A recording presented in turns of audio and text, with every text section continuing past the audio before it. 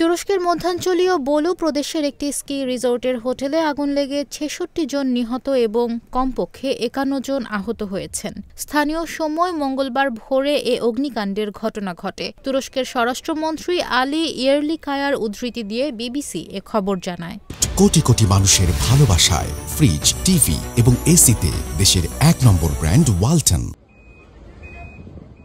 আলী ইয়ারলিকায়া এক্সে বলেন, কার্তালকায়া স্কি রিসোর্টে কাঠের তৈরি ১২তলা হোটেলে স্থানীয় সময় ভোর ৩টা ২৭ আগুন লেগে যায়। পাহাড়ের চূড়ায় অবস্থিত গ্র্যান্ড কার্তাল নামের হোটেলটিতে মধ্যরাতে রেস্তোরাঁর অংশে আগুনের সূত্রপাত হয় এবং তা দ্রুত ছড়িয়ে পড়ে বলে ধারণা করা হচ্ছে।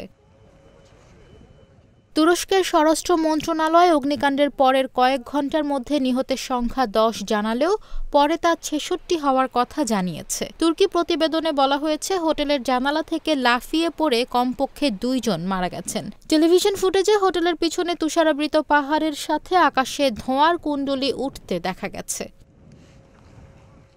বলুর গভর্নর আব্দুল আজিজ আইদিন বলেছেন, প্রাথমিক প্রতিবেদনে ধারণা করা হচ্ছে যে হোটেলের ৪র্থ তলার রেস্তোরাঁ অংশে আগুন লেগেছে এবং উপরের তলায় ছড়িয়ে পড়েছে। গভর্নর সাংবাদিকদের আরও জানান, কার্তালকায়ায় অবস্থিত হোটেল এবং বলুর কেন্দ্রস্থলের মধ্যে দূরত্ব ও ঠান্ডা আবহাওয়ার কারণে দমকল বাহিনীর পৌঁছাতে ১ ঘণ্টারও বেশি সময় লেগেছে।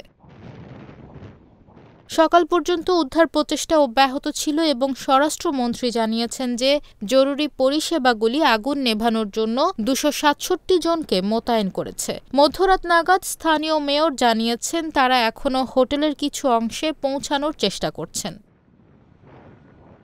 স্থানীয় সংবাদ মাধ্যম জানিয়েছে, এ সময় হোটেলটিতে ২৩৪ জন অবস্থান করছিলেন। এদের মধ্যে শতকরা ৮০ থেকে ৯০% বর্তমানে স্কুল বন্ধ থাকায় অবকাশ কাটাতে সেখানে এসেছিলেন।